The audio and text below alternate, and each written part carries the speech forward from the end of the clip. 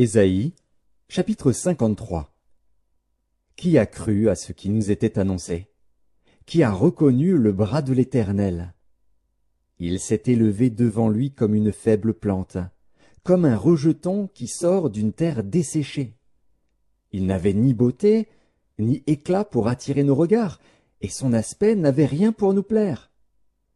Méprisé et abandonné des hommes, homme de douleur et habitué à la souffrance, semblable à celui dont on détourne le visage, nous l'avons dédaigné, nous n'avons fait de lui aucun cas.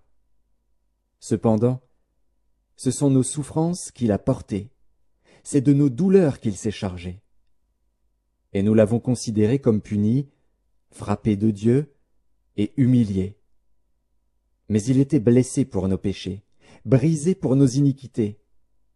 Le châtiment qui nous donne la paix est tombé sur lui, et c'est par ses meurtrissures que nous sommes guéris. Nous étions tous errants comme des brebis, chacun suivait sa propre voie. Et l'Éternel a fait retomber sur lui l'iniquité de nous tous. Il a été maltraité et opprimé, et il n'a point ouvert la bouche, semblable à un agneau qu'on mène à la boucherie, à une brebis muette devant ceux qui la tondent. Il n'a point ouvert la bouche. Il a été enlevé par l'angoisse et le châtiment.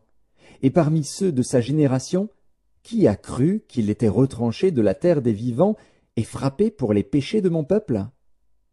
On a mis son sépulcre parmi les méchants, son tombeau avec le riche, quoiqu'il n'eût point commis de violence et qu'il n'y eût point de fraude dans sa bouche. Il a plu à l'Éternel de le briser par la souffrance. Après avoir livré sa vie en sacrifice pour le péché, il verra une postérité et prolongera ses jours. Et l'œuvre de l'Éternel prospérera entre ses mains. À cause du travail de son âme, il rassasiera ses regards. Par sa connaissance, mon serviteur juste justifiera beaucoup d'hommes, et il se chargera de leurs iniquités. C'est pourquoi je lui donnerai sa part avec les grands.